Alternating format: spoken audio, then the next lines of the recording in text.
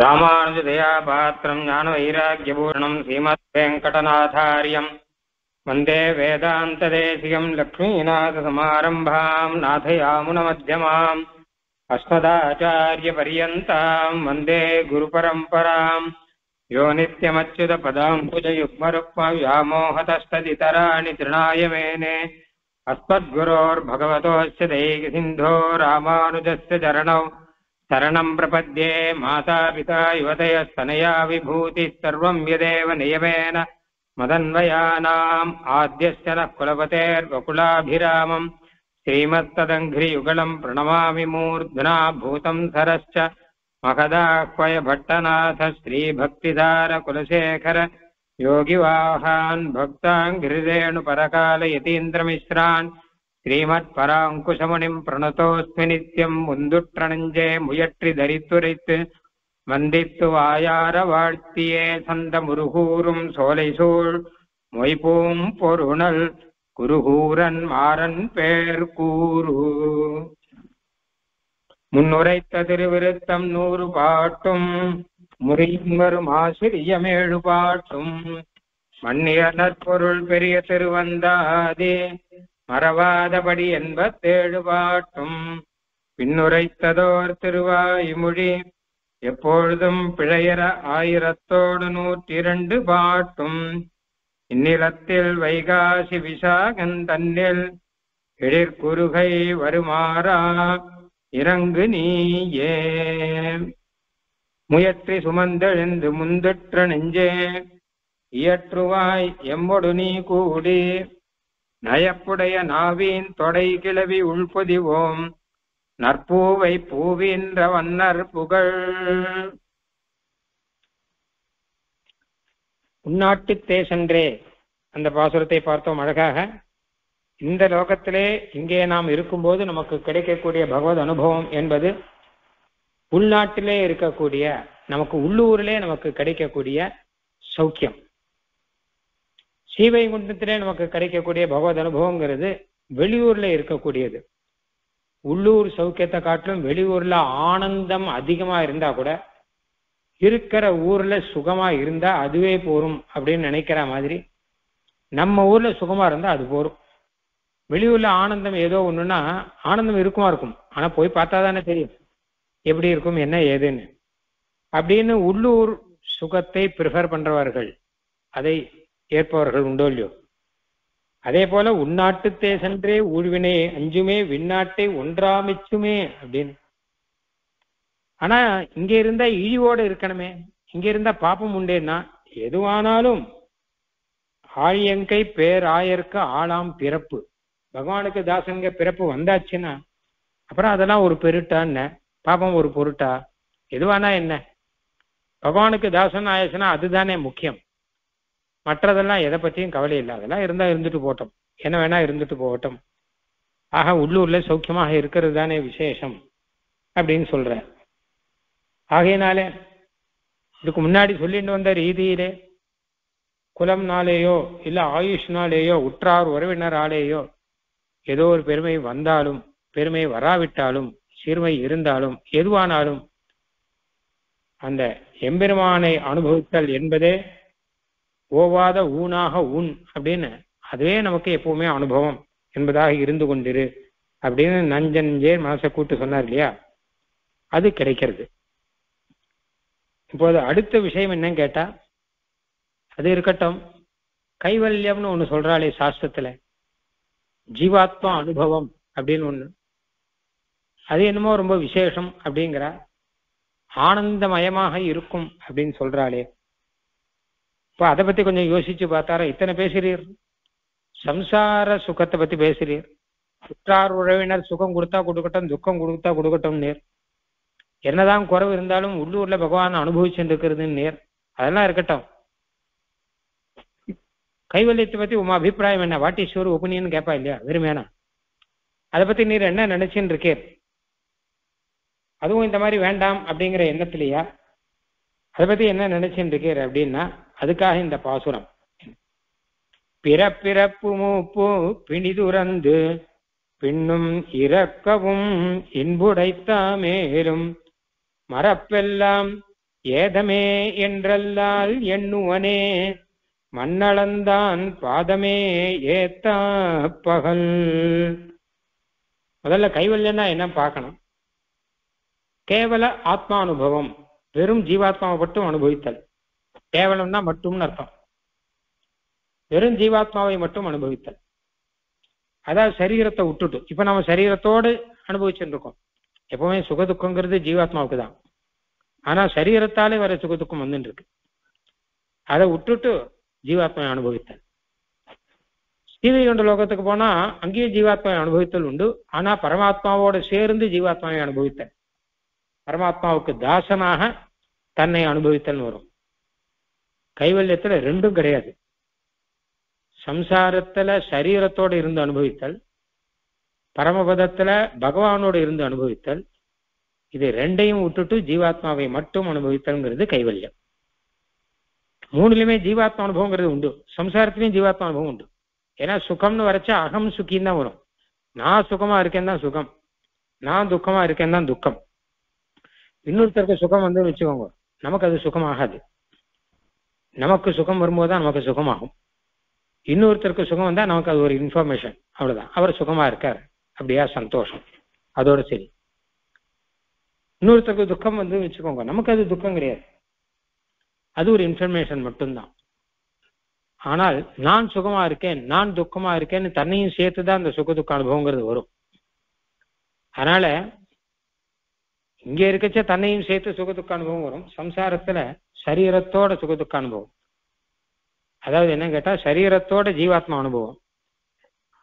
ஸ்ரீவைகுண்டத்துல பகவானோட ஜீவாத்மா அனுபவம். ஏன்னா பகவானுக்கு தாசன் நான் அப்படின்னு தான் அங்க அனுபவம். ஆனால் கைவல்யத்துல இந்த ரெண்டையும் விட்டார். சம்சாரமும் கிடையாது, பகவானும் கிடையாது, வெறும் ஜீவாத்மா அனுபவம் மட்டும். அதனால அதுக்கு கைவல்யம்னு வேறு.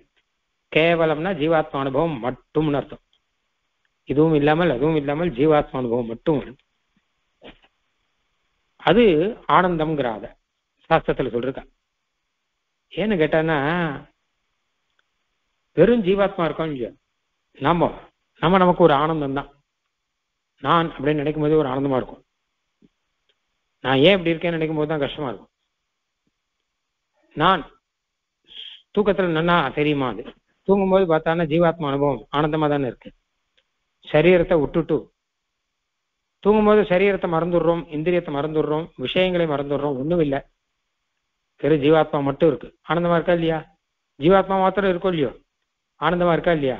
அந்த மாதிரிதான் கைவல்யம் இருக்கும், ஆனந்தமா இருக்குங்கிற. அப்ப அந்த மாதிரி கைவல்யத்துல இப்ப சம்சாரத்துல இருக்கிற துக்கங்கள்லாம் கிடையாது. பிறப்பு இறப்பு மூப்பு பிணி துறந்து, பிறப்போ இறப்போ மூப்போ வியாதியோ இதெல்லாம் எதுவுமே இல்லாமல் வெறும் இன்பு உடைத்தாம் ஆத்மா அனுபவ ஆனந்தம் அப்படின்னு மாத்திரம் கைவல்யத்துல இருக்கு. அப்படி இருந்தாலும்னு பாட்டுல ஆரம்பிக்கிற. பிறப்பு இறப்பு மூப்பு முதலான துக்கங்களை எல்லாம் விட்டு வெறும் ஆத்மா அனுபவ சுகம் அப்படிங்கிற இன்பம் மட்டும் கைவல்யத்துல இருந்து அப்படியெல்லாம் இருந்தாலும் நான் அதை நினைக்கவே மாட்டேன், நினைச்சு கூட பார்க்க மாட்டேன். ஏன்னு கேட்டா மண்ணளந்தான் பாதம், உலகத்தை இழந்த எம்பெருமானுடைய திருவடிகளை நான் துதித்து கொண்டிருக்கிறேன், ஸ்தோத்திரம் பண்ணிட்டு இருக்கேன். அதை விட்டுட்டு வெறும் கைவத்தை மறப்பெல்லாம் ஏதமே என்றல்லால் எண்ணுவனே, இந்த கைவல்யத்தை மொத்தமாக மறந்துட்டேன்னு வச்சுக்கோங்க. இல்ல இந்த கைவல்யம் எனக்கு நினைவு வந்ததுன்னு வச்சுக்கோங்க, அப்ப எம்பெருமானுடைய அந்த பாதத்தை மறந்துட்டேன்னு தான் அர்த்தம். அப்ப எம்பெருமானை மறந்து எம்பெருமானை விட்டு கைவல்யத்தை அனுபவித்தல் அப்படிங்கிறது பெரும் கேடு. அது அது துக்கத்தை காட்டிலும் பெரிய துக்கம் நான் நினைப்பேன். அப்படி கைவல்யத்தை நினைப்பேனே தவிர வேற எதுவாகவும் அதை உயர்த்தியாக நினைக்க மாட்டேன் அப்படின்னு அர்த்தம். அதாவது இந்த பாசுரத்தினுடைய தாற்பயம் என்னன்னு கேட்டா, கேட்கறவருக்கு ஒரு தாற்பயம், பதில் சொல்றவருக்கு ஒரு தாற்பயம் வச்சுக்கோங்க. கேட்கறவருக்கு என்ன தாற்பயம்னா, கைவல்யம் ஆனந்தமா இருக்குங்கிறாளே, அதுல துக்கமே கிடையாதான், பிறப்பு இறப்பு பிணி மூப்பு இதெல்லாம் கிடையாது.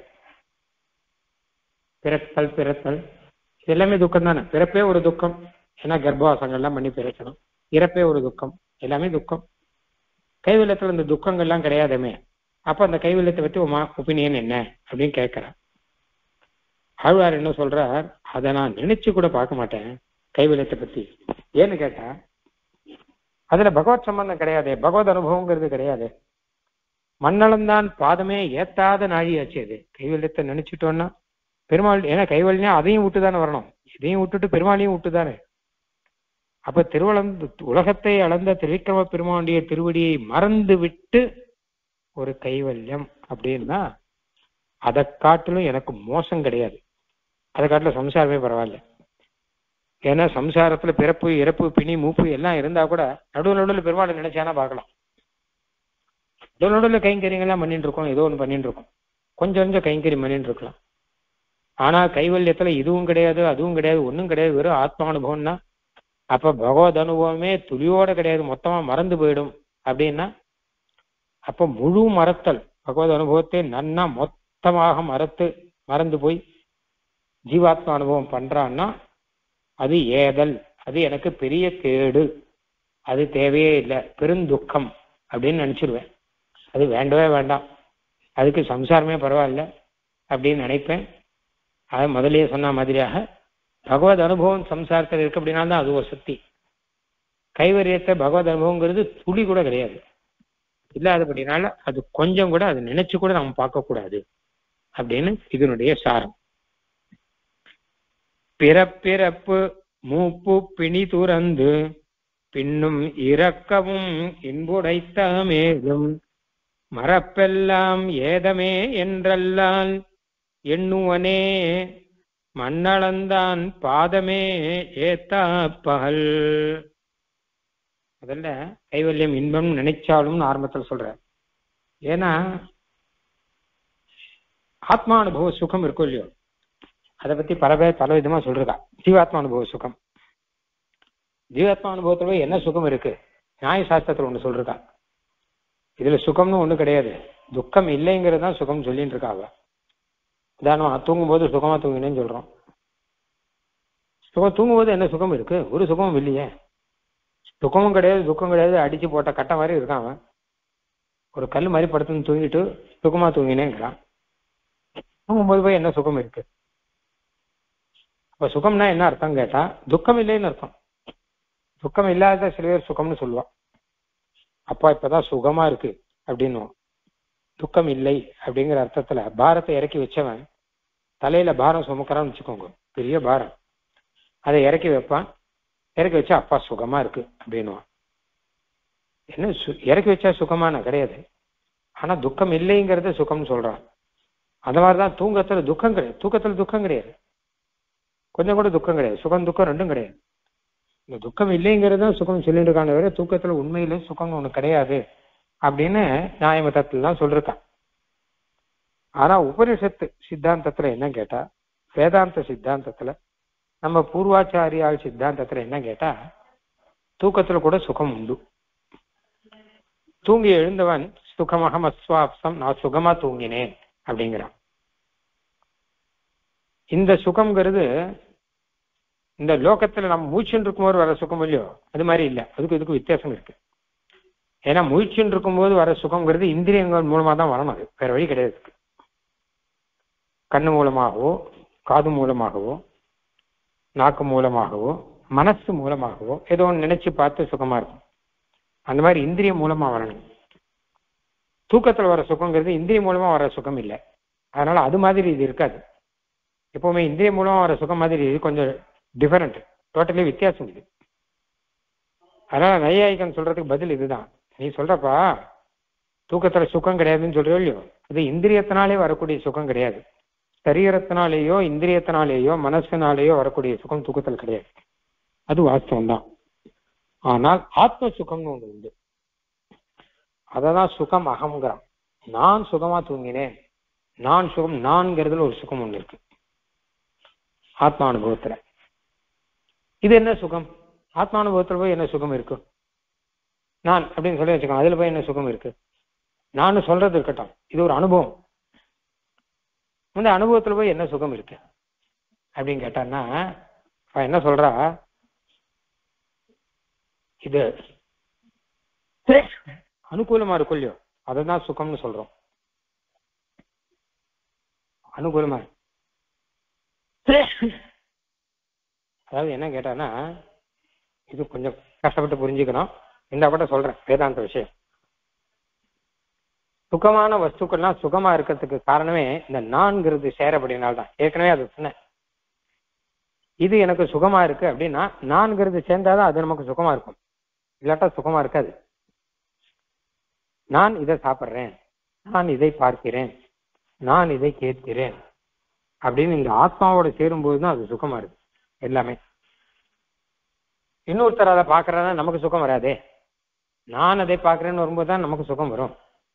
இல்ல ஒரு இடத்துல பழம் இருக்குன்னு வச்சுக்கோங்களேன், அந்த பழம் இருக்குன்னா நமக்கு சுகம் வராது. நாம அதை சாப்பிடச்சதானே நமக்கு சுகம் வரும். அதனால எல்லாமே வெளியில இருக்கிற வஸ்துக்கள்லாம் சுகமா இருக்குங்கிறதுக்கு காரணமே இந்த ஆத்மா தான். ஆத்மாவை சேர்த்து வச்சுதான் அது சுகமே வரும், இல்லாட்டா அது சுகம் வராது. அதனால என்ன தெரியுறதுன்னா ஆத்மாவுக்குன்னு ஒரு சுகம் இருக்கு அப்படிங்கிறத நம்ம புரிஞ்சுக்கணும். முதல்ல அனுகூலமா இருக்குன்னு அர்த்தம், பிடிச்சிருக்குன்னு அர்த்தம். எனக்கு பழம் பிடிச்சிருக்கு, அதாவது சுகம்னா என்ன பார்க்கணும், பிடிச்சிருக்குன்னு அர்த்தம். அது கொஞ்சம் ஒரு உதாரணம் சொல்றேன். வாசனை, பூவுக்கு வாசனை இருக்கு. சில இடத்துல துர்கந்தம் அப்படின்னு ஒண்ணு இருக்கு, வாசனை இல்லாம நாத்தம்னு வச்சுக்குவோம். புஷ்பத்துக்கு வாசனை இருக்கு, வேற சில வஸ்துவுக்கு துர்கந்தம் இருக்கு. ரெண்டுமே ஒரு விதத்துல பார்த்தா கந்தம்ங்கிற ரீதியில இது சுகந்தம், அது துர்கந்தம். ஆனா சுகந்தம் நமக்கு பிடிச்சிருக்கு, துர்கந்தம் நமக்கு பிடிக்கல. ஏ, இது கந்தத்துல ஒன்றும் விஷயம் கிடையாது. சுகந்தம் நமக்கு பிடிச்சிருக்கு. இது சிருஷ்டியில இது ஒரு ஆச்சரியம். இது சிருஷ்டியுடைய ஆச்சரியத்துல எத்தனையோ ஆச்சரியத்துல இது ஒரு ஆச்சரியம். அது எப்படி சுவாமி இந்த கந்தத்துல போய் பிடிச்சிருக்குன்னு ஒண்ணு எப்படி வருது? ஆஹா ஆனந்தமா இருக்குன்னு சொல்றோம் இல்லையோ, அது எப்படி இந்த கந்தத்துல போய் எப்படி ஆனந்தமா, நல்ல வாசனையை முந்து நல்ல வாசனை கமகமான ஆனந்தமா இருக்குன்னு சொல்றோம் இல்லையோ, கந்தத்துல போய் நமக்கு ஆனந்தமா இருக்கு, ஆனந்தம் இல்லாமல் கஷ்டமா இருக்குன்னு எப்படி வந்தது? இந்த மாதிரி சப்தம் தான் எடுத்துவோம். காதுல சப்தம் கேட்கறது, நமக்கு சங்கீத சப்தம் கேட்கும்போது அது ஆனந்தமா இருக்கு, கொடூரமான சப்தம் கேட்கும்போது அது கஷ்டமா இருக்கு. அது எப்படி? காதுல சப்தம் கேட்டா கேட்டு போக வேண்டியதானே, அதுல போய் சுகம் துக்கம் இப்படி வந்தது? ஆக பெருமாள் என்ன பண்றார், ஒண்ணுலயுமே அந்த சுகம் துக்கம் வச்சு நம்ம அனுபவிக்கும்படி ஒண்ணு வச்சிருக்க. அதுதான் சிருஷ்டியினுடைய ஒரு சாமர்த்தியம். சிருஷ்டினா வெறும் நம்மளை படைச்சார், அதை வஸ்துவை படைச்சார், அதோட இல்லை. அதை நாம அனுபவிச்சு அதன் மூலமா நாம சுக துக்கம் அனுபவிக்கணுங்கிறது தான் சிருஷ்டி. காதுல சப்தம் வந்தா வந்துட்டு போட்டோமே சுவாமி, ஒரு சப்தம் கேட்கறதுன்னு வச்சுக்கோங்களேன், சப்தம் வரட்டுமே காதுல, சப்தம் காதுல விடறது சரி. அது எப்படி ஒண்ணு சுகமா இருக்கு, இன்னொன்னு கேட்டா காதையே புத்திக்கிறோமே, ஏன் கர்ண கடூரமா இருக்குன்னு சொல்லிட்டு காதை புத்திக்கிறோமே, ஏன் அதுல என்ன துக்கம் இருக்கு? ஆக இந்த சுகம் துக்கம்ங்கிறத நம்ம புரிஞ்சுக்கிறது கஷ்டம். இத அப்படி பார்த்தோம்னா ஒண்ணு நமக்கு வேண்டியதா இருக்கு, ஒண்ணு வேண்டாததா இருக்கு. அதாவது ஒண்ணு பிடிச்சதா இருக்கு, இன்னொன்னு பிடிக்காததா இருக்கு. பிடிச்சதா இருக்கும்போது அது சுகம்ங்கிறோம், பிடிக்காதா இருக்கும்போது துக்கம்ங்கிறோம். அந்த மாதிரி ஏதோ சொல்லிட்டு இருக்கோம் இல்லையா? அந்த ரீதியில பார்த்தா இது எல்லாமே ஆத்ம சம்பந்தத்தினால வருது. ஆத்மாவுக்கு ரொம்ப பிடிச்சது எதுன்னா ஆத்மாதான். எனக்கு நான் பிடிக்கும், என் சம்பந்தத்தினால இன்னொரு இருந்தா அது பிடிக்கும், அவ்வளவுதான். அப்ப அவரவர்களுக்கு பிடிச்சிருக்குன்னா அவரவருடைய ஆத்மா தான் ரொம்ப பிடிக்கும், அதுதான் ரொம்ப சுகம். எப்படியானால் வாசனையில பிடிச்ச வாசனை பிடிக்காத வாசனை இருக்கோ, அந்த மாதிரி ஆத்மால பிடிச்ச ஆத்மா பிடிக்காத ஆத்மான்னு அவனுக்குள்ளேயே கிடையாது. ஆத்மானாலே இவனுக்கு பிடிச்சிருக்கு என்ன அர்த்தம்? அதாவது அவரவர்களுக்கு அவரவர்களுடைய ஆத்மா. அதனால ஆத்ம சுகம் அப்படின்னு ஒரு சுகம் இருக்கு. இதுதான் தூங்கும் போது இருக்கு, இதுதான் கைவல்யத்தில் இருக்கு. இந்த சரீரத்தையும் விட்டுட்டு இந்த பரமாத்மாவையும் விட்டுட்டு ஆத்ம சுகம் அப்படிங்கிறது, அதைத்தான் இங்க பாசுரத்துல இன்புடைத்தான் இதும் அப்படிங்கிற. பிறப்பு இறப்பு மூப்பு பிணி துறந்து, பிறப்பு இறப்பு, மூப்புனா வயசான தன்மை, பிணினா வியாதி, இதை எல்லாத்தையும் விட்டு விட்டு ஒழித்து விட்டு கைவல்யத்துல. நான் ஏற்கனவே சொன்னேன், பிறப்புங்கிறதே ரொம்ப கஷ்டம்தான். பிறப்புல கர்ப்பத்துக்கு குழந்தைக்கு நிறைய கஷ்டம் இருக்கும். அது பாவம் ரொம்ப கஷ்டப்பட்டுதான் பிறக்குது. அதாவது நரக்க வாசம் போலதான் கர்ப்பவாசமும். அப்புறம் இறப்புங்கிறதும் கஷ்டமா இருக்கு, நமக்கே தெரியும். வயசான காலத்துல படாபாடு படுறோம். மூப்பு பிணி துறந்து பின்னும் இறக்கவும் இன்புடைத்த மேலும், பின்னும் இறக்கவும்னா அதிகமாக அர்த்தம். இறக்க இன்பமும் உடைத்தா மேலும் வச்சுக்கோங்க. இறக்கனா மிக அதிகமாக அப்படின்னு அர்த்தம். ரொம்ப அதிகமான இன்பம் ஆனந்தம் அதுவும் வந்துருத்துன்னு வச்சுக்கோங்க கைவல்யத்துல. இன்போடு ஐத்தாவே, அதுக்காக தான் சொன்னேன். கைவல்யத்துல ஆனந்தம் அப்படின்னு ஒண்ணு உண்டு, அது ரொம்ப அதிகமா இருக்கும் அப்படின்னு.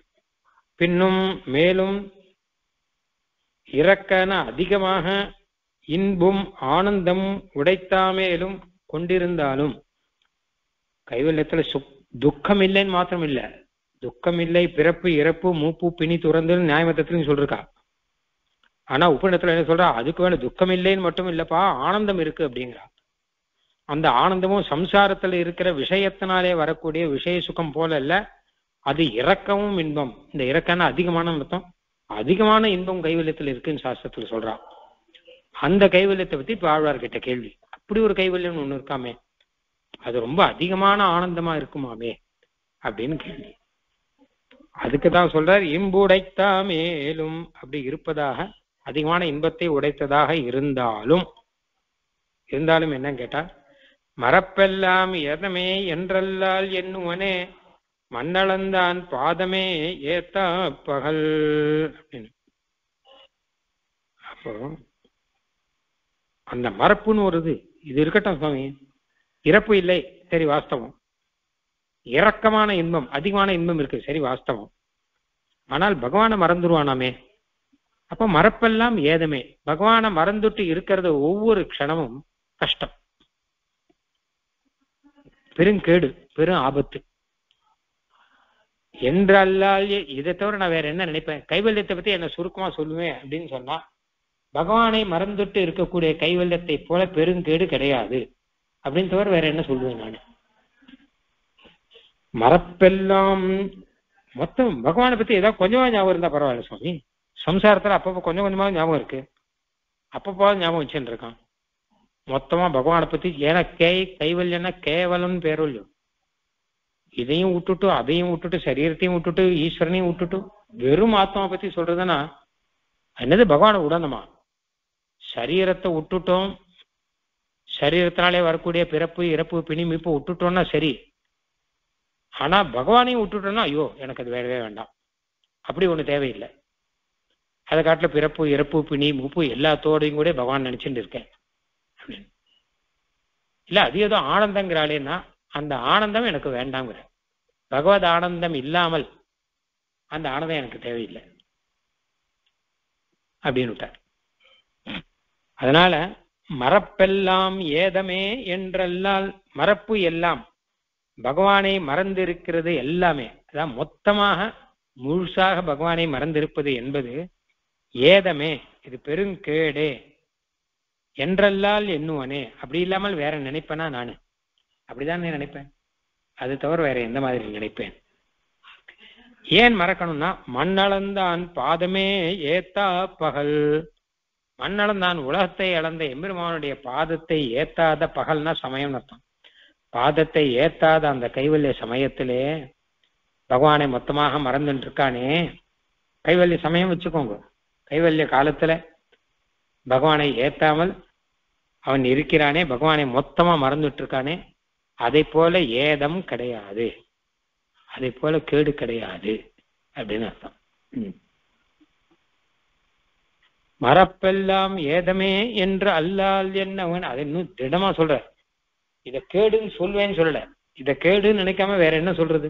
ஏன்டா அப்படி புத்தி கெட்டு போச்சு? கைவல்யம் பகவானை விட்டுட்டு கைவல்ய ஆனந்தம்னா என்ன ஆனந்தம்? பகவானை விட்டுட்டு என்ன ஆனந்தம்? ஏன் இப்படி கெட்டு போறது புத்தி? வேண்டவே வேண்டாம், அது ஒரு கெடுதல், அது அந்த கெடுதலே எனக்கு வேண்டாம் அப்படின்னு அர்த்தம். மண்ணளந்தான் பாதமே ஏத்தா பகல், மண்ணளந்தான் பாதமே, உலகத்தையெல்லாம் வளர்ந்த எம்பெருமானுடைய திருவடியை ஏத்தாமல் இருக்கக்கூடிய சமயம் அந்த கைவல்ய சமயம், அந்த கமல், அந்த பகல், அந்த சமயத்திலே மறப்பெல்லாம் எம்பெருமானை மொத்தமாக மறந்திருப்பது என்பதெல்லாம் ஏதமே, வெறும் கேடுதான், பெருங்கேடுதான் என்றல்லால், இப்படி தவிர வேற எந்த மாதிரி எண்ணுவனே, வேற எந்த மாதிரி நான் நினைப்பேன், வேற எந்த மாதிரி ஆலோசிப்பேன் கைவல்யத்தை பத்தி என்கிட்ட ஒன் வேர்டில் கேட்டானா இதை காட்டிலும் பெரிய கேடு கிடையாது அப்படின்னு முடிச்சிடுவேன். சம்சாரை கேட்டை காட்டிலும் மோசமான கேடு அது. ஏன்னா பகவானே மொத்தமாக மறந்திருப்பதானது அப்படின்னு அர்த்தம். பிறப்பிறப்பு மூப்பு பிணி துறந்து பின்னும் இறக்கவும் இன்புடைத்த மேலும் மறப்பெல்லாம் ஏதமே என்றல்லால் எண்ணுவனே மண்ணளந்தான் பாதமே ஏத்தா பகல். இங்க பரம ஆனந்த ரூபனான பரமபுருஷனின் அனுபவம் கொஞ்சமும் பெறாதவர் தானே இதை ஒரு பலனாக நினைப்பார். பகவத் அனுபவம் கொஞ்சம் கூட பெறாதவர் தான் இந்த கைவல்யத்தை ஏதோ பெரிய விஷயமா நினைச்சுட்டு இருப்பார். நாங்களாம் அதை நினைக்கவே மாட்டோம் அப்படின்னு அர்த்தம். அதாவது நியாய மதம், சாங்கிய மதம் அவெல்லாம் சொல்லிருக்கா அந்த கைவல்யத்தை. நியாய மதத்துல சாங்கிய மதத்துல எல்லாம் சம்சாரத்தை விட்டுட்டு போனா போறோம், வேற ஒன்றும் கிடையாது அப்படின்னு சொல்லிருக்கா. சம்சார துக்கம் இல்லாம இருந்தா போறோம் அப்படின்னு சொல்லியிருக்கா. ஆனா அவளை பொறுத்த வரைக்கும் மோட்சங்கிறது அந்த கைவல்யம் தான், வேற மோட்சம் கிடையாது. ஆனா என்ன சொல்றன்னா அதுல போய் என்ன இருக்கு, பகவத் அனுபவ சுகம்னு ஒண்ணு இல்லாமல் அப்படி ஒரு கைவல்யம் இருந்தா அது ஒரு கேடு அப்படின்னு சொல்லி முடிச்சிருக்க. இப்போ இந்த பாட்டுல இறக்கவும்னு 2வது வரியில இருக்கு. அது மேலோட்டமா பார்த்தா நமக்கு அர்த்தம் புரியாது. இறக்கன்னா அதிகமாக அர்த்தம். கைவல்யத்துல அதிகமாக இன்பம் இருந்தாலும் அப்படின்னு ஒரு அர்த்தம். இல்லாட்டா இதுக்கு இன்னொரு அர்த்தம் சொல்லலாம். இறக்கன்னா தாண்டி போய், கடந்து போயின்னு அர்த்தம். அதாவது பிறப்பு இறப்பு பிணி மூப்பு இதெல்லாம் இல்லைன்னு மட்டும் இல்ல, இந்த லோகத்துல இருக்கக்கூடிய சுகத்தை எல்லாம் தாண்டி போய் மேல ஒரு இன்பம், இறக்கவும் இன்பம். இந்த லோகத்துல நமக்கு என்ன சுகம் வரும்னா ஐஸ்வர்ய சுகம் வரும். ஏதாவது ஒண்ணு கிடைச்சா சந்தோஷமா இருக்கும், ஏதாவது ஒரு போகம், இந்த சுகம் வரும். இதுக்கெல்லாம் மேல இருக்கக்கூடிய சுகம். அப்ப இறக்கன்னா மேற்பட்ட அப்படின்னு அர்த்தம். ஒரு அர்த்தம் அதிகமான அர்த்தம் சொன்னோம், இப்ப மேற்பட்டன்னு அர்த்தம். இந்த லோகத்துல இருக்கிற துக்கம் இல்லைன்னு மட்டும் இல்லாமல், இந்த லோகத்துல பிறப்பிறப்பு பிணி மூப்புன்னு துக்கம் இல்லைன்னு மட்டும் இல்லாமல், இந்த லோகத்துல இருக்க சுகங்களுக்கெல்லாம் மேற்பட்ட சுகமான இன்பம் அப்படிங்கிறது வந்தாலும் பகவத் அனுபவங்கிறது கொஞ்சம் கூட இல்லை, பகவானை மறந்து இருக்கணும் அப்படின்னும் போது அது பெரிய ஏதம், கஷ்டம் அப்படின்னு அர்த்தம். அப்புறம் பகல் அப்படின்னு ஒரு பதம் இருக்கு. அதுவும் சட்டுன்னு பார்த்தா புரியாது. பகல்னா சமயம் அப்படின்னு அர்த்தம் பார்த்தோம். அதாவது மண்ணளந்தான் பாதமே ஏத்தா பகல். எம்பெருமானுடைய உலகளந்த பெருமானுடைய திருவிக்கிரமனுடைய பாதங்களை ஏத்தாத சமயம்தான் அந்த கைவல்யம் அப்படிங்கிற சமயம். அப்போ அப்படிப்பட்ட காலம் அப்படின்னு அர்த்தம். பகல் தர்மபூத ஞானம் பரவக்கூடும் காலமெல்லாம் சொன்னதாம். ஒன்றுமே அறியாமல் தர்மபூத ஞானம் இருக்கட்டும். அந்த காலத்துல ஏதோ ஆனந்தம்லாம் இருக்கு அப்படின்னா அதெல்லாம் இருக்கட்டும், இது இல்லையே அப்படிங்கிறதுக்காக அதை சொல்றாரு. சரி, பிறப்பிறப்பு மூப்பு பிணி துறந்து பின்னும் இறக்கவும் இன்புடைத்த மேலும் மறப்பெல்லாம் ஏதமே என்றல்லால் எண்ணுவனே மண்ணளந்தான் பாதமே ஏத்தா பகல். பகல்னா பொதுவா பகல் நேரத்துக்கு தான் பகல்னு பெயர். இங்க துக்கமே இல்லைங்கிறபடினால அதை பகல்னு சொன்னார் அப்படின்னு வச்சுக்கலாம். ஏன்னா பகல் இரவுன்னு இருக்கும் இல்லையோ, இரவுங்கிறது துக்கத்துக்கு ஒரு ரெப்ரசன்டேஷன், பகல்ங்கிறது சுகத்துக்கு. அதுதான் சொல்ற. பகல்னா ஞானம், இரவுனா அஜ்ஞானம் அப்படி வச்சுக்கோங்களேன். அப்ப பகல்னா அந்த ஞானத்தினாலே சுகரூபமான ஞானம்னு அர்த்தம். பகல் கண்டேன் நாராயணனை கண்டேங்கிற ஆழ்வார். அதாவது ஸ்ரீவைகுண்டத்துல எப்பவுமே பகலா இருக்கும், மொத்தமாக பகலாகவே இருக்கும். ஸ்ரீவைகுண்டத்துல இரவே கிடையாதாம் அங்க. அப்போ அந்த மாதிரி கைவல்யத்திலையும் ஞானமே தான் இருக்கும், அஜ்ஞானம் கிடையாது அப்படின்னு சொன்னான்னு வச்சுக்கோங்க. ஆனா கூட எம்பெருமானை பற்றிய ஞானம் இல்லாம ஒரு ஞானம் ஒண்ணு இருக்குன்னா அது என்ன பகல் அப்படின்னு அர்த்தம். நம்மை பொறுத்த வரைக்கும் பகல்னு சொன்னாலே அந்த ஸ்ரீவைகுண்டத்துல வரக்கூடிய ஞானம் தான் பகல், அங்கதான் இரவு கிடையாது அப்படின்னு இருக்கு. அப்ப எம்பெருமானை மறந்துட்டு இருந்தா அது ஒரு பகலா என்ன? அப்படிங்கிற ஒரு பாவத்திலையும் இதை சொன்னதாக வச்சுக்கலாம். ஆமா. பகலிரா என்பதுவும் பாவியாது எம்மை இகழ் செய்து இருபொழுதும் ஆழ்வர் தகவாத் தொழும்பறிவர் தீர்க்கும் துணையிலர் என்றோராறு செழும் பறவை மேயாறு தெரிந்து. இப்படி எல்லாம் ஆழ்வார் சொல்றாரு இல்லையா? கடந்த ஒரு 4-5 மாசமா ஆழ்வார் சொல்ற விஷயங்கள்லாம் அழகா இருக்கு. கைவல்யமா சீ சீ சீ அதெல்லாம் யாருக்கு வேணும் அப்படின்னு விட்டார். அதுக்கு முன்னாடி உள்நாட்டில் இருக்கக்கூடிய போகன்னா ஆஹா உள்நாட்டு தேசன்றே ஊழ்வினையே அஞ்சுமே அப்படின்லாம் சொல்றார். அதுக்கு முன்னாடி துணை நாள் பெருங்களையும் தொல்குலமும் அப்படின்னு என்னதான் பந்துக்கள் ஆயுசு இது அதுன்னா எல்லாம் வந்தாலும் வராட்டாலும் அதை பத்தி எல்லாம் கவலை இல்லை, எம்பெருமானை நினைத்து கொண்டிரு அப்படின்னு சொல்றார். இப்படியெல்லாம் ஆழ்வார் அழகாக தானும் அனுபவித்து நமக்கும் உபதேசம் பண்றார் இல்லையா? கைவல்யத்தை பத்தி கூட வேண்டாம் வேண்டாம்னு உபதேசம் பண்றார். சம்சாரத்துல இருந்தா கூட பெருமாள் நினைச்சிருந்தா அது போல விசேஷம் எதுவும் கிடையாதுன்னு சொல்றார். இப்படியெல்லாம் ஆழ்வாருக்கு இப்படிப்பட்ட அனுபவமும் இப்படிப்பட்ட எக்ஸ்பீரியன்ஸும் நமக்கு அதை உபதேசம் பண்றதும் இதெல்லாம் வாய்த்ததுக்கு காரணம் என்ன கேட்டா எம்பெருமானுடைய பரம அனுகிரகம் தான் காரணம். அவன் தான் மனசுக்குள்ள புகுந்து ஆழ்வாருக்கு இந்த பாவங்களை எல்லாம் கொடுத்திருக்கான். அதை நினைச்சு இந்த பாட்டு எப்பவுமே எம்பெருமான் என் மனசுக்குள்ள இருந்து எனக்கு இந்த பாவங்களை எல்லாம் கொடுத்திருக்கான் அப்படிங்கிற. பகலிரா என்பதுவும் பாவியாது எம்மை இகழ் செய்து இருபொழுதும் ஆழ்வர். என்னோட எப்பவுமே இருபொழுதும் பகல்னோ ராத்திரினோ இதுல வித்தியாசம்னா எதுவுமே பார்க்காமல் எல்லா சமயமும் பகல் ராத்திரி அப்படின்னு எல்லா சமயமும் எம்பெருமான் எனக்கு உள்ளுக்குள்ளேயே இருந்துட்டு என்னை ஆண்டு கொண்டிருக்கிறான். என்னை தாசனாக வைத்து தான் சுவாமியாக இருந்து எனக்கு அனுகிரகம் செய்து கொண்டிருக்கிறான். எனக்கு தாசபாவத்தை கொடுத்து கொண்டிருக்கிறான் எம்பெருமான். அதனாலதான் இத்தனையும் சொல்ல முடியுது, இல்லாட்டா சொல்ல முடியாது. எம்பெருமான் ஏதோ ஒரு சமயம் இருக்கா ஒரு சமயம் இல்லைன்னா கொஞ்சம் புரியும் கொஞ்சம் புரியலன்னு இருக்கும். ஆனால் பகல்னோ ராத்திரினோ எப்பவும் பார்க்காமல், எப்பவுமே அர்த்தம் பகல்னோ ராத்திரினோ பார்க்காமல் எப்பவுமே இரு பொழுதும் 2 காலத்திலேயும் எம்பெருமான் என்னை ஆண்டு கொண்டிருக்கிறான். இகழ் செய்து ஆழ்வார் இதா கலகம் பண்ணி ஆண்டு இருக்கிறான். நான் வேண்டாம் சொன்னா கூட விடமாட்டான் என்கிற ரீதியில நிர்பந்தமாக என்னை விட்டு போகாமல் என்னை ஆண்டு கொண்டிருக்கிறான். அதனுடைய பலன்தான் இது. அவன் ஆளும்போது அவனாவது நினைச்சு பார்க்கணும், ஐயோ இவர்கிட்ட போய் இருக்கோமே. தகவாத்தொழும்பர் இவர் தீர்க்கும் துணையிலர். இவர்கிட்ட 2 தோஷம் இருக்கு. இவர்கிட்ட தயையே பண்ணக்கூடாது. தயை பண்ணக்கூடாத அளவு நீச்சமானவர் இவர். தகவா தொழும்பர்னா நீச்சன்னு அர்த்தம், ரொம்ப மோசமானவர். இவனுக்கு போய் நம்ம தயை பண்ணி இவர்கிட்ட போய் உட்காந்துருக்கோமே. ஏதாவது பெரிய மகரிஷிகள் அந்த மாதிரி இருந்தா பரவாயில்ல, மகான்கள் இருந்தா பரவாயில்ல, இவங்கிட்ட போய் நம்ம உட்காந்துருக்கோமே அப்படின்னு எம்பெருமான் நினைக்கணும். இவர் தகவா தொழும்பர். இவர் இருக்காரு இந்த ஜீவர், இந்த தயை பண்றதுக்கு யோக்கியதை இல்லாத அளவு நீச்சர் அப்படின்னு ஒண்ணு.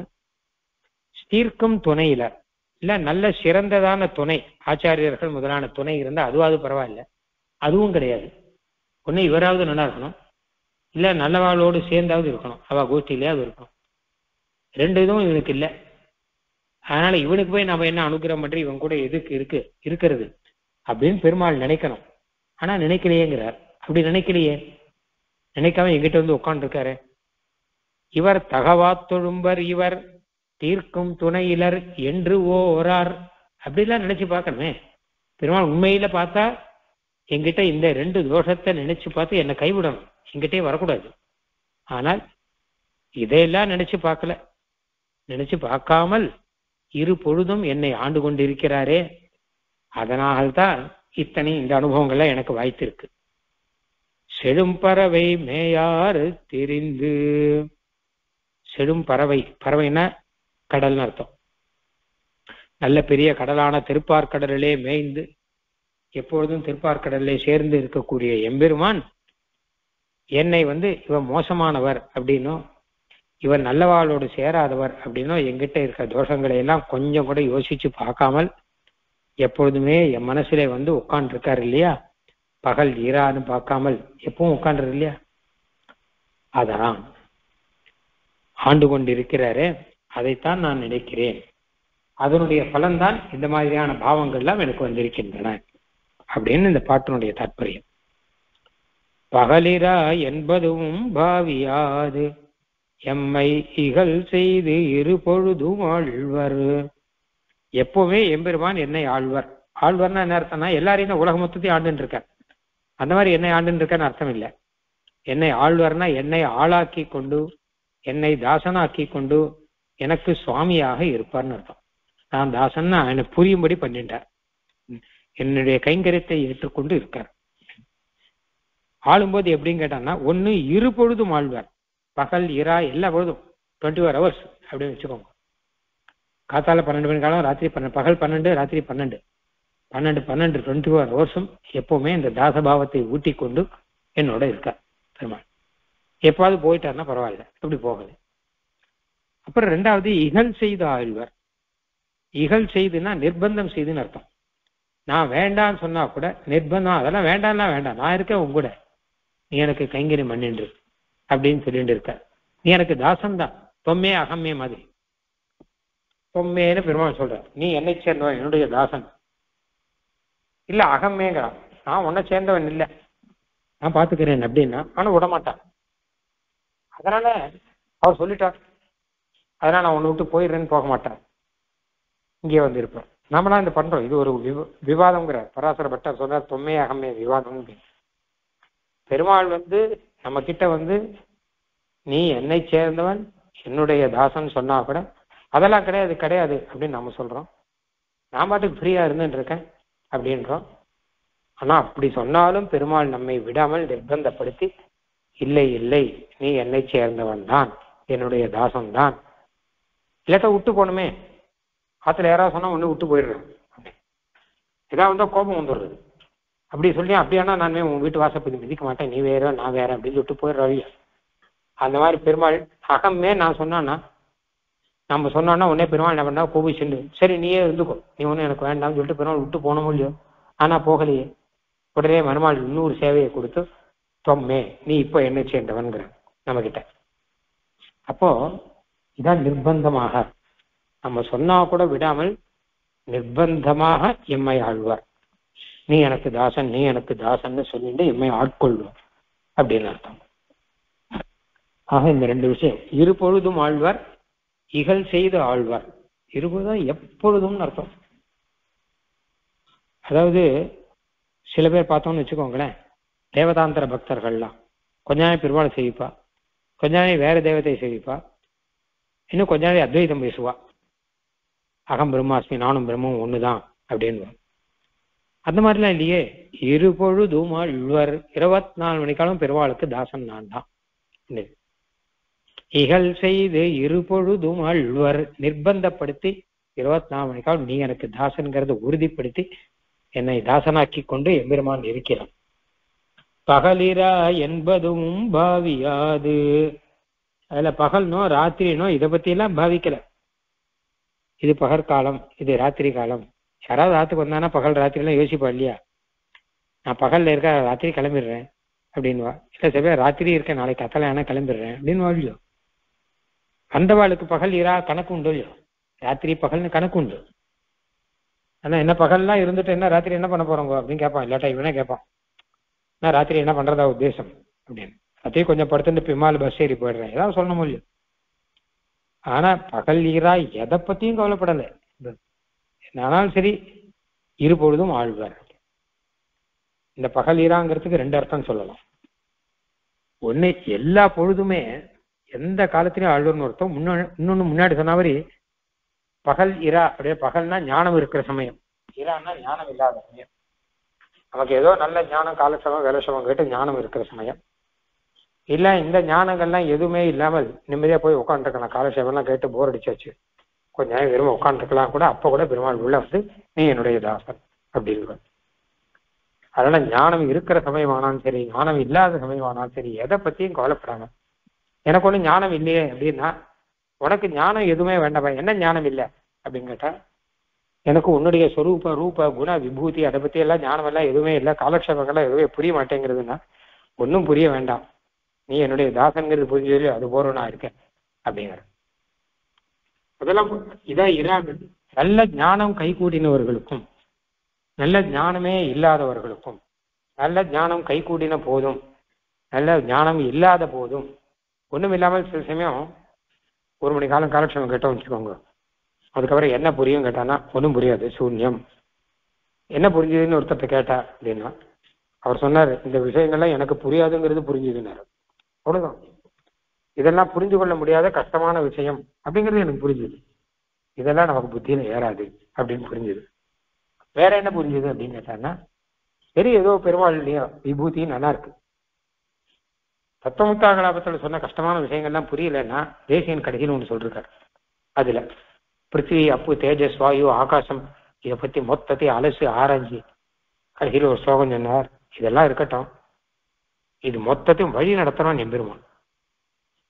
பிருத்திவியில வாசனை இருக்கு, காற்று குறுக்கே வீசுகிறது, அக்னி பிரகாசமா இருக்கு, அதெல்லாம் அதுக்கு மட்டும்தான் இருக்கு. வேற அக்னி பிரகாசிக்கிற மாதிரி பிருத்திவியோ ஜலமோ மற்றது பிரகாசிக்காது. காத்து குறுக்கே வீசுற மாதிரி பிருத்திவியோ ஜலமோ அதெல்லாம் குறுக்க வீசாது. அதாவது காற்று வீசும், அக்னி ஜொலிக்கும், ஜலம் குளிரா இருக்கும், பிருத்திவிக்கு வாசனை இருக்கும். இதெல்லாம் யாருக்கு உண்டு? எதுக்கு உண்டு? ஆக இதையெல்லாம் ஆள்பவன் எம்பெருமான். இதை பற்றியெல்லாம் விசாரங்கள்லாம் நிறைய இருக்கு. இந்த விசாரங்கள்லாம் புரியாட்டா கூட பெருமாளுடைய ஆட்சி நன்றாக நடக்கிறது அப்படின்னு தெரியும் நமக்கு. அதை தான் கடைசி ஸ்லோகத்தை சொன்னார். நீங்க மொத்தமா புரிஞ்சு காட்டா கூட பரவாயில்ல, பகவானுடைய ஆட்சி லோகத்துல அற்புதமா இருக்குன்னு புரிஞ்சுக்கோங்க போதும். நம்ம எதை பாக்குறோமோ காண்கிற காட்சி எல்லாம் கண்ணன் கோலங்கள்னு புரிச்சுக்கோங்க அப்படின்னு. அந்த மாதிரி பகலீரா நன்னா ஒண்ணு நன்னா புரிஞ்ச சமயம், இன்னும் புரியாத சமயமும் அப்போ புரிஞ்சது என்னன்னு கேட்டான்னா எம்பெருமான் எனக்கே உள்ளன் அப்படின்னு, பெருமாள் எனக்கு இருக்கான் அப்படிங்கிறது புரிஞ்சா அதுதான். இது ரெண்டையும் எல்லா சமயத்திலும் ஞானம் வந்தாலும் வராட்டாலும் அது புரிய வைக்கிறவன் எம்பெருமான். பகலிரா என்பதும் பாவியாது எம்மை இகழ் செய்து இருபொழுதும் ஆழ்வர். எல்லா காலத்திலும் என்னை ஆண்டு கொண்டு என்னை தாசனாக்கி கொண்டு இருப்பார். உண்மையில பார்த்தா அவன் என்னை விட்டு போயிடணும். ஏன்னா என் நிலைமை எப்படி? தகவா தொழும்பர் இவர் சீர்க்கும் துணையிலர். என்கிட்ட 2 தோஷம் சொல்றாருங்க. தகவா தொழும்பர், தகவுன்னா தயைன்னு அர்த்தம். தயா அப்படிங்கிறது தான் தயவு, அதுதான் தகவுன்னு வந்திருக்கு. அப்போ தகவா தயைக்கு தகுதி இல்லாதன்னு அர்த்தம். தொழும்பர் நீச்சமானவர், இவங்கிட்ட போய் தயை பண்ணி இவங்கிட்ட போய் ஒருத்தன் உட்காந்துருப்பானா அப்படின்னு பெருமாள் நினைக்கணும். நான் தொம்மேன்னு சொன்னா அவன் அகமேங்கிறான். நான் ஒரு விஷயம் சொன்னான்னா பெருமாள் உள்ளுக்குள்ள அப்பா நீ என்னுடைய தாசன் சொன்னா, அதெல்லாம் இல்லையே நீ யாரு என்ன கேட்கறதும் ஒருத்தன் கேட்டா வச்சுக்கோங்க. அப்ப நம்ம கிட்ட போய் அவர் தயை காமிக்கணுமா? நான் ஒண்ணு கேட்டா என்னமோ நீ யாருன்னு கேட்கலாம் என்ன பார்த்து. ரொம்ப நீச்சனா இருக்கான். அப்படியா, சந்தோஷம், நீங்க சொல்றங்கோ, சரி என்ன விஷயம் எனக்கு புரியும்படி சொல்லுங்க அப்படின்னா கேட்கணுமா இல்லை? பெரியவா ஒண்ணு சொன்னான் உன்ன நான் இதை கேட்டேனா அப்படின்னு கேட்பான். அதனால தயை பண்ணி இவன்கிட்ட இருப்பதற்கு இவனுக்கு தகுதி கிடையாது. ஏன்னா தயைங்கிறது கூட சில பேர்ட்ட தான் காமிக்கலாம், சில பேர்ட்ட காமிக்கக்கூடாது. சில பேர் ஒருத்தர் என்ன பண்ணா, ஒரு பிச்சைக்காரனுக்கு 10 ரூபா போட்டார். அவனுக்கு கோபம் வந்துருக்கு, என்ன 10 ரூபா போடுற, இதெல்லாம் 1 ரூபாயா, ஒரு சாப்பாடு போய் சாப்பிட்டா கூட 50 ரூபா ஆகும் அப்படின்னா. உடனே அவர் சொன்னார், இவனுக்கு தயை காமிச்சது எனக்கு தப்பு, இவனுக்கு போய் தான் இப்படி தயை காமிக்கிறது, துஷ்டம் தான் இருக்கான். ஏன் சாப்பாடு 50 ரூபானா 5 இடத்துல வாங்கி தான் சாப்பிடுவான் பொதுவாக பிச்சைக்காரன்லாம். ஆனா சில பேர் அப்படி இருக்கான் இல்லையா? அந்த மாதிரி அதாவது கொடுப்பதை ஏற்றுக்கொள்வதற்கு லாய்க்கில்லாதவர்கள். பகவான் ஏதோ ஞானம் கொடுக்குறேன்னு வந்தா, ஒரு அனுபவத்தை கொடுக்குறேன்னு வந்தா, ஒரு தாச பாவத்தை ஊட்டுறேன்னு வந்தா அது வேண்டாம்னு சொல்லி பகவான் கிட்டே சண்டை போடுறவன் நீ யாரு அப்படின்னு சொல்லிட்டு. அப்போ நம்முடைய தகவுக்கு ஏற்றவன் இல்லை இவன், தகவா தொழும்பர் இவன். தயை இல்லாத அப்படின்னா என் தயைக்கு ஏற்றதாகாதன்னு அர்த்தம். தொழும்பன்னா நீச்சன்னு அர்த்தம்.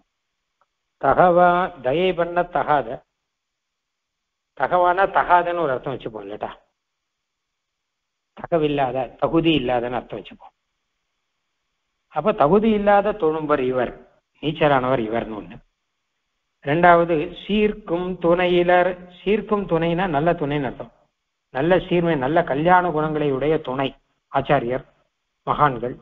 அவளோட கூட இருந்தாலும் பரவாயில்ல, அவளோட கோஷ்டியில இவனையும் சேர்த்து ஏதோ அந்த ஆச்சாரனுடைய தாசன் இவன் அப்படின்னு சொல்லிட்டு இவருக்கு தயை பண்ணலான்னு பெருமாள் பார்ப்பார். ஆனா சீர்க்கும் துணையும் கிடையாது. கல்யாண குணங்களையுடைய ஒரு நல்லவர்களோட சேர்ந்து இருக்காங்கிறதும் கிடையாது. ஏதோ தன்னையே பெருசா நினைச்சுட்டு இருக்கான், பெரியவாளை போய் சேவிக்க மாட்டான், அவளோட கலந்து பழக மாட்டான், பேச மாட்டான், இவன் தன்னையே பெருசா நினைச்சுன்னு ஒதுங்கி நிற்பான். அப்படி இல்லாட்டா துஷ்டர்களோடு இருப்பான்னு இன்னும் மோசம். அப்ப ரெண்டு விதமா தகுதி இல்லை அப்படின்னு பெருமாள் என்ன நினைக்கணுங்கிற தகவா தொழும்பர் இவர் ஈர்க்கும் துணையிலர், இந்த ரெண்டு காரணத்தை காட்டி பெருமாள் என்கிட்டயே வராமல் ஓடி போகணும்.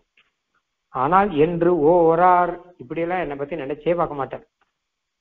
இதெல்லாம் பெரிய விஷயமாவே நினைக்காமல் நம்ம குழந்தை இவன் அப்படின்னு நினைச்சு இரு பொழுதும் ஆழ்வர், என்ன 2 பொழுதும் ஆண்டு கொண்டிருக்கிறார் அப்படின்னு அர்த்தம்.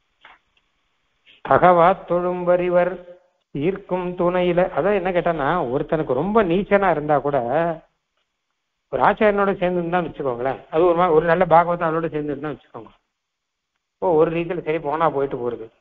பிரகலாதனோட சேர்ந்து ஹிரண்யகசிபு கூட அனுகிரகம் கிடைச்சுங்கிறான். ஹிரண்யகசிபுக்கு போய் அனுகிரகம் கிடைக்குமா? ஆனா பிரகலாதனோட சேர்ந்து இருந்தபடினால அவனுக்கும் பெருமாள் என்ன பண்ணார், அவன் பாபத்தை போக்கினார் அப்படின்னு ஒரு பாகவதத்தில். அந்த மாதிரி ஏதோ பெரியவாளோட சேர்ந்து இருந்தா அது ஒரு மாதிரி இருக்கும். அதுக்கும் தகுதி இல்லாதவங்க என்று ஓரார் இப்படி எல்லாம் நினைச்சு பார்க்க மாட்டேங்கிறார். இப்படியெல்லாம் நினைச்சு பார்த்து என்னை விட்டு போகணும், ஆனா போக மாட்டேங்கிறார். நம்ம பையன் இவன் அப்படின்னு நினைச்சுண்டு என்னோட கூடவே இருக்கார், என்னை ஆண்டு கொண்டிருக்கார், என்னை ஆட்கொண்டிருக்கார்.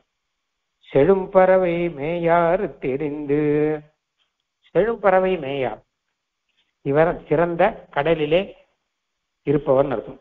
மேயார்னா சேர்ந்து இருப்பவன் அர்த்தம். திருப்பார்கடலிலே சேர்ந்து இருப்பவர். அதாவது பெருமாள் என்கிட்ட வரத்துக்கு ஒரு உதாரணமாக இவை கொண்டதை விட்டுட்டு திருப்பார்கடல்ல முதல்ல வந்தது உதாரணமா சொல்ற பல இடத்துல நம்ம பார்த்தோம், இங்கே அடிக்கடி வருது. இவை கொண்டதை விட்டுட்டு திருப்பார்கடல் வர, திருப்பார்கடல் விட்டுட்டு இங்க வர, மேல இந்த லோகத்துக்கு, இங்க இருந்து நம்ம ஹிருதயத்துக்கு வர, இப்படிதானே இருக்கு. அதனால அதுதான் ஃபர்ஸ்ட் ஸ்டெப். அதனால எப்போ சீவை குண்டத்தை விட்டுட்டு திருப்பார்கடலுக்கு வந்தாரோ அப்பயே பகவான் வந்து அடுத்தடுத்து இவ்வளவு காலம் அனுகிரகம் பண்ணணும்னு முடிவு பண்ணியிருக்கார். தெரிந்துன்னா தெரிந்துன்னு தான் வர இருக்கும். தெழும்பறவை மேயார் தெரிந்து, தெரிந்துன்னா எல்லாம் தெரிஞ்சுட்டு இருக்கார், எல்லாம் தெரியாது போல இருக்கு. ஒருவேளை தகவா தொழும்பர் இவர் தீர்க்கும் துணையிலர் அப்படிங்கிறதெல்லாம் பெருமாளுக்கு தெரியாது போல இருக்கு. தெரியாது வந்து நல்லவா நினைச்சுன்னு வந்துட்டாரா அப்படின்னா அதெல்லாம் இல்லை, சகலமும் தெரியும். தெரிஞ்சுட்டே தான் திருப்பார்கடலுக்கு வந்தார். திருப்பார்கடலுக்கு வந்தா எப்படி இருக்கும், அங்க தேவர்கள்லாம் வருவா, தீவை குண்டத்தில் இருக்கிற நித்திய சூரிகள் மாதிரி அவள்லாம் பரம பாகவதாளாக இருக்க மாட்டா, அவ தன் காரியம் ஆகணும் தான் வருவா. தேவர்கள்லாம் அந்த இருந்து அசுரர்களை பத்தி தான் ரிப்போர்ட் பண்ணுவா, இதெல்லாம் தெரியும். தெரிஞ்சுட்டுதான் திருப்பார்கடலுக்கு வந்திருக்கார். அந்த மாதிரி நம்ம மனசுல வரிசையும் தெரியும், இவர் தகவா தொழும்பர், இவர் தீர்க்கும் துணையிலர், அப்படிதான் தெரியும். தெரிஞ்சுட்டே தான் வந்திருக்கு. தெரிஞ்சுட்டே தான் வந்து இருபொழுதும் இந்த மனசுல வந்து ஆழ்வர், இருபொழுதும் ஆழ்வர்னு ஆண்டு கொண்டிருக்கார். ஏதோ தெரியாம நம்மளை பத்தி புரிஞ்சுக்காம வந்தவர் அப்படிங்கிறது கிடையாது, தெரிஞ்சுட்டு கருணையினாலே வந்திருக்கார். அவருடைய அந்த கருணையினுடைய பலனாக முன்னாடி சொன்ன அந்த பாக்கியங்கள், அந்த அனுபவங்கள், பாவங்கள் எல்லாமே வந்திருக்குங்கிறபடினால இதை அனுசந்தானம் பண்ற. பகலிர என்பதும் பாவியாது எம்மை இகழ் செய்து இருபொழுதும் ஆழ்வர் தகவா தொழும்பறிவர் ஈர்க்கும் துணையிலர் என்றோராறு செழும் பறவை மேயாறு தெரிந்து. தெரிந்துனா சர்வஜனாக இருந்து கொண்டே, எல்லாம் ஒன்றும் தெரியாது கிடையாது. அப்போ உள்ளத்தை உரையும் மாலை சொல்ற மாதிரி உள்ளுவார் உள்ளிட்டெல்லாம் உடன் இருந்து அருதி என்று எல்லாம் நம்ம யோகியதையே நம்ம மனசுல என்ன நினைச்சுருக்கோம் மொத்தமும் தெரியும். எல்லாமே தெரிஞ்சுட்டுதான் பெருமாள் திருப்பார்கடல் வந்தா மாதிரி இங்கேயும் வந்திருக்கார் அப்படின்னு அர்த்தம். எப்போதுமே தாசனாக்கி கொண்டிருக்கிறார். இந்த பாசுரத்துல ஆழ்வார் தன்னை சொல்லிக்கும் போது தகவா தொழும்பர் இவர் தீர்க்கும் துணை இலர்னு 2 சொல்லிருக்கார். என்ன பெருமாள் இப்படி எல்லாம் நினைக்கல, என்ன பெருமாள் உண்மையில அப்படி நினைக்கணும், ஆனா அப்படி நினைக்கல அப்படின்னு இருக்கார். இந்த இடத்துல ஆழ்வார் தன்னையே தகவா தொழும்பர் இவர் தீர்க்கும் துணை இலர் அப்படின்னு தன்னையே சொல்லிக்கிறாரா அப்படின்னு ஒரு கேள்வி ஒண்ணு வருது.